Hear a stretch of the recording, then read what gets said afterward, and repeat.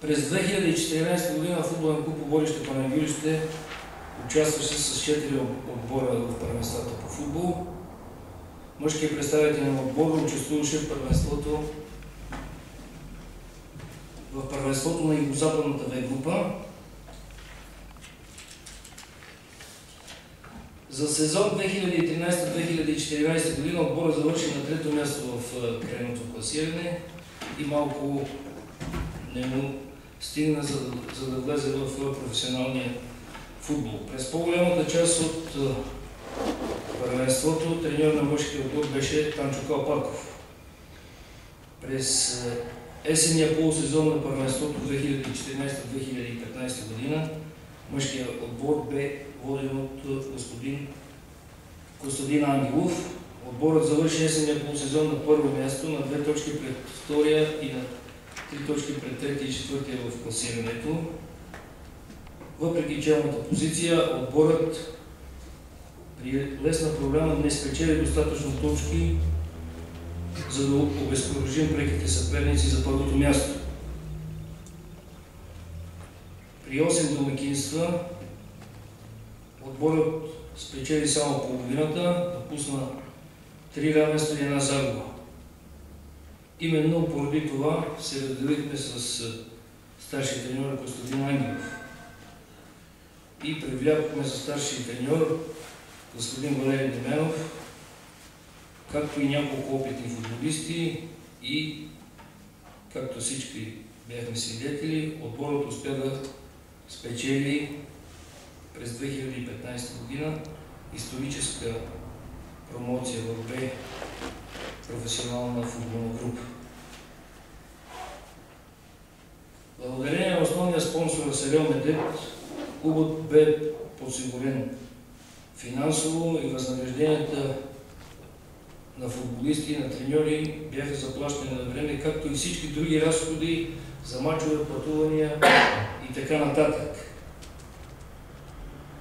И въпреки, че в последните 2 седмици сме свидетели на атаки от някои футболисти, които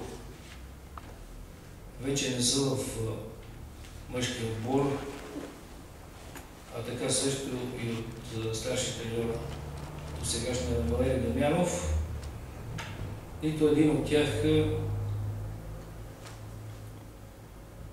не изтиква, че е нещо излъган, че това, което е обещано от финансова гледна точка, не е платено както е обещано и не е платено на време. И смятам, че и в бъдеще тази тенденция ще бъде запазена и футболен клуб Оборище Панагюрище ще държи на това да бъде коректен към своите футболисти и към своите треньори по отношение на финансовата част и редовното изплащане на възнаграждения, премии и осигуряване на необходимите средства за спортно-състезателна дейност. През сезон 2013-2014 година клубът участваше с юноши старша възраст, юноши младша и деца в първенството на област Пазарджик. Юношите старша възраст завършиха на 2-ро място в първенството с треньор Пламен Славеев, а младшата на 8-о място. Децата завършиха на 1-во място в крайното класиране с треньор Илия Новаков син и участва на републиканското първенство, като бе отстранен от бъдещия вице-шампион ЦСКА с 1-6. През есента на 2014 година юношите старша възраст участваха в зона София и се представиха незадоволително, като взе последното място във временното класиране само с 1 победа от всички изиграни мачове. През лятото на 2014 година бе осигурен подготвителен лагер на отборите от детско-юношеската школа на клуба в общинския лагер в село Панагюрски колонии. Освен това имахме и подготвителни групи с набори 2002, 2003, 2004 и 2005 година, селектирани 50-60 деца. Тренировките бяха водени от Пламен Славеев. Целта беше да се обхванат повече талантливи деца от различна възраст. Поради нарастващата конкуренция от други клубове, тук мога да кажа, че ръководството на футболния клуб осигуряваше при заявка и желание на треньора участие в турнири, защото тези деца от подготвителните групи, те нямат през годината мачове и ръководството на клуба осигуряваше участието в няколко турнира. Друго важно, което искам да отбележа от дейността за 2014 година, защото ние днес отчитаме календарната 2014 година от 1 януари до 30 декември 2014 година.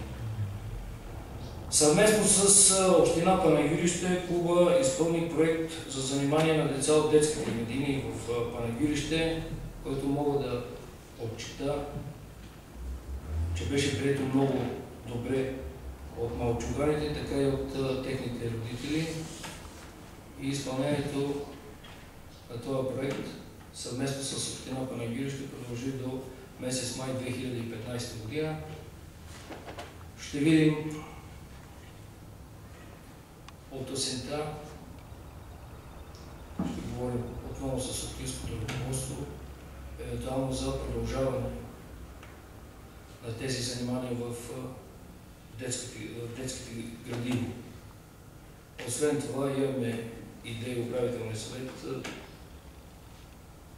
да разширим тренировките на деца и извън на Панагюрище и в някои дни от седмицата съответен треньор да бъде в някои от селата.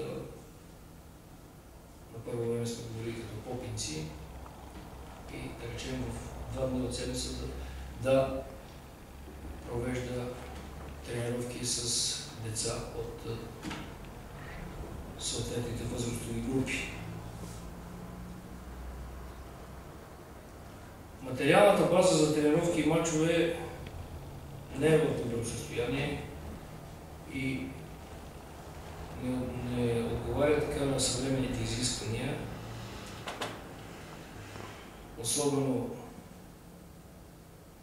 футболистите от детско-юношеската школа не тренират на добри терени. Помощните терени и виждате в какво състояние са. Мъжкият представителен отбор, по-голяма част от тренировъчния процес се извършва на официалния стадион и в тази връзка така усилията на ръководството на футболния клуб ще бъде в подобряването на базата и променяне на това състояние, което е в момента. Част от подобренията, както сте свидетели, се изпълняват и в момента. Това се налага от лицензионните изисквания и предписанията, които сме получили. До сега на 2 пъти имахме посещение от представители на Българския футболен съюз. Те са ни отразили и са ни изпратили съответните забележки, които са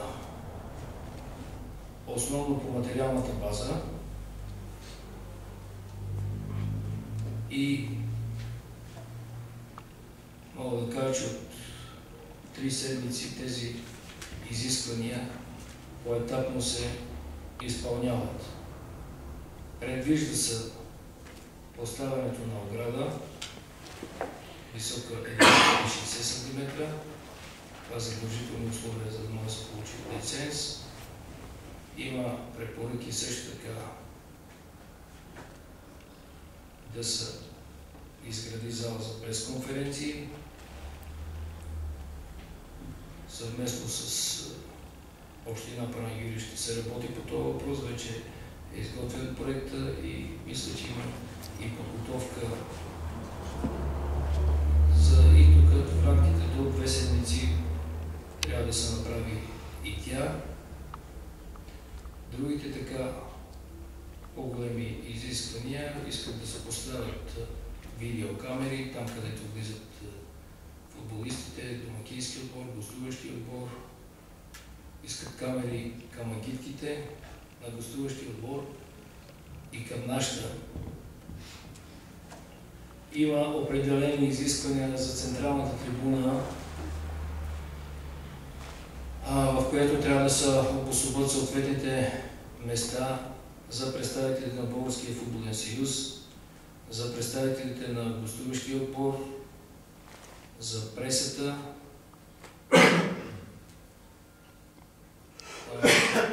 Другото, което е, сега се извършват строителни дейности и след като завършат те, ще бъдат монтирани пластмасови седалки, такива, които са в срещния източния сектор на стадиона и от тази страна, около двете страни около централната трибуна. Също така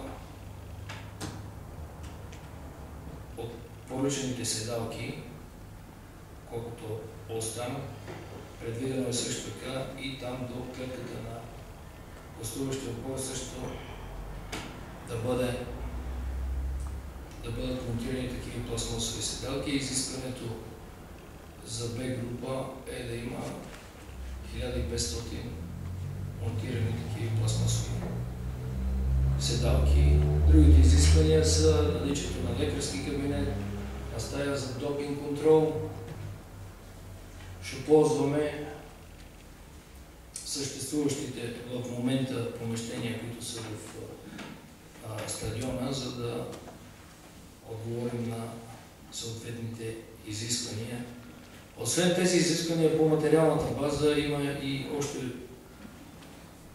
куп други изисквания, които са по отношение на структурата на футболния клуб. Има определени изисквания към квалификацията, изискват се съответните минимални квалификации за треньорските кадри в футболния клуб. Минимум 2 човека трябва да имаме с лиценз А, един от които трябва да бъде и ръководител на 10-минутската школа. Аз мисля, че ще се справим с това нещо по изискванията за квалификацията на треньорите. В момента за треньори, които са